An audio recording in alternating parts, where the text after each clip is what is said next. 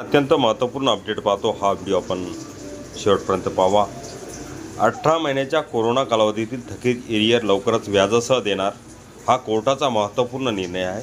तसेच वित्तमंत्री यांची घोषणा 25 एप्रिल 2026 संपूर्ण भारतातील हा प्रश्न आहे। हा व्हिडिओ आपण शेवटपर्यंत पाहावा।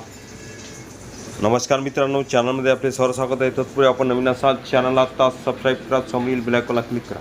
निश्चितच नवनवीन अपडेट अखिल दामोदर क्लासेस चॅनलमार्फत सतत आपल्याला पाहायला मिळतील। पाहूया सविस्तर। कोरोना महामारीच्या काळात मार्च 2020 ते सप्टेंबर 2021 रोखून ठेवण्यात आलेल्या 18 महिन्याच्या थकीत एरियर बाबत केंद्र सरकारने मोठा निर्णय जाहीर केला आहे। केंद्रीय वित्तमंत्री निर्मला सीतारामन यांनी सांगितले की हा एरियर लवकरच कर्मचाऱ्यांना आणि पेन्शनधारकांना देण्यात येणार असून तो 6 हप्त्यामध्ये किस्तामध्ये वितरित केला जाईल। वित्तमंत्र्यांनी स्पष्ट केले, एकाच वेळी मोठी आर्थिक रक्कम देताना सरकारी तिजोरीवर ताण येऊ नये, तसेच कर्मचाऱ्यांनी नियमित स्वरूपात लाभ मिळावा यासाठी हा निर्णय घेण्यात आला आहे। सरकार कर्मचारी आणि निवृत्तीवेतनधारकांच्या हितासाठी कटिबद्ध असून एरियरचे वितरण प्राधान्याने केले जाईल असे त्यांनी नमूद केले आहे। एरियर वितरणाची रूपरेषा। सरकारने दिलेल्या माहितीनुसार 18 महिन्याची थकीत एरियर 6 टप्प्याने दिले जाणार। पहिला हप्ता एप्रिल मे 2026 दरम्यान देण्याचा प्रयत्न, उर्वरित हप्ते निश्चित वेळापत्रकानुसार टप्प्याटप्प्याने वितरित केले जातील। या निर्णयामुळे देशभरातील लाखो केंद्रीय कर्मचारी आणि पेन्शनधारकांना मोठा दिलासा मिळणार आहे। सुप्रीम कोर्टाचा महत्त्वाचा निर्णय।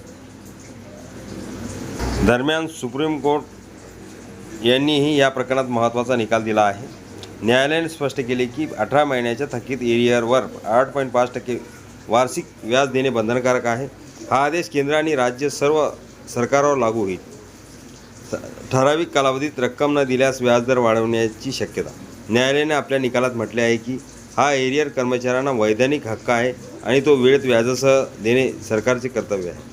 कर्मचारी आणि पेन्शनधारकांमध्ये समाधानाचे वातावरण। ह्या निर्णयानंतर देशभरातील कर्मचारी संघटना आणि पेन्शनधारकांमध्ये समाधानाचे वातावरण निर्माण झाले आहे।